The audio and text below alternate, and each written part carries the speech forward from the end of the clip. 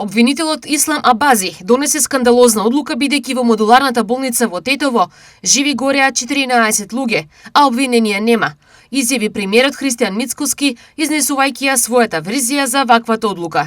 Предпоставувам своите должничко-доверителски односи кон претходната влада одлучува да до крај ги испорача и не му значат тоа што живи гореа 14 луѓе, ќе повторам, живи гореа 14 луѓе, не му значи тоа ништо и одлучува да овој процес го стопира.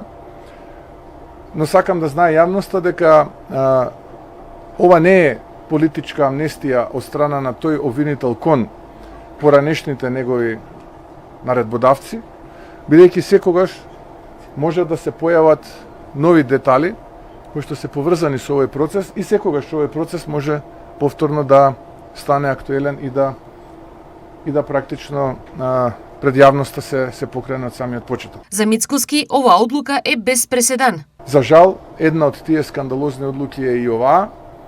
Она кое што мене ме збунува, а стига како порака од опозицијата е до вчера тие што критикуваа за односот на правосудните органи, сега ги фалат и се полни со хвалоспеви за нивната работа и така наречената во наводници објективност.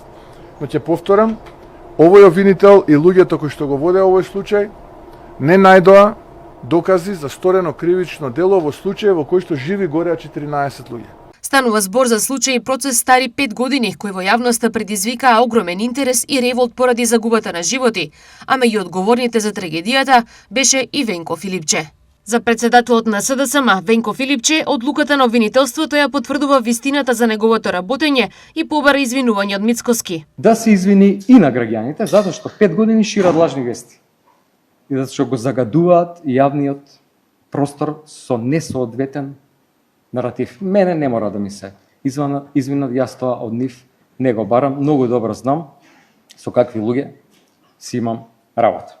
И ќе завршам со следното, нешто што повеќе пати го кажувам, после следните избори доаѓа правдата во Македонија и Христијан Мицкоски и криминалната група за се што прават. Овие изминати 2 години ќе одговараат. Никола Груевски избега, Христијан нема да избега. Ислам Абази го заштити Венко за случајот со модуларната болница. Реагираа денес од ВМРО ДПМН. Ислам Абази го заштити Венко Филипче за случајот со модуларната болница. Зошто сметаме дека Филипче е директниот виновник во овој случај? Затоа што пред да се случи пожарот во модуларната болница, каде што загинуваа 14 наши сограѓани, наместо да се подобрат стандардите на болниците, Министерството за транспорт и врски по предлог на владата го промениле законот за градење по итна постапка со цел овој тип на објекти да ги преместат во урбана опрема за чие поставување одобрение ќе издава Министерството за здравство, односно тогашниот министер Венко Филипче.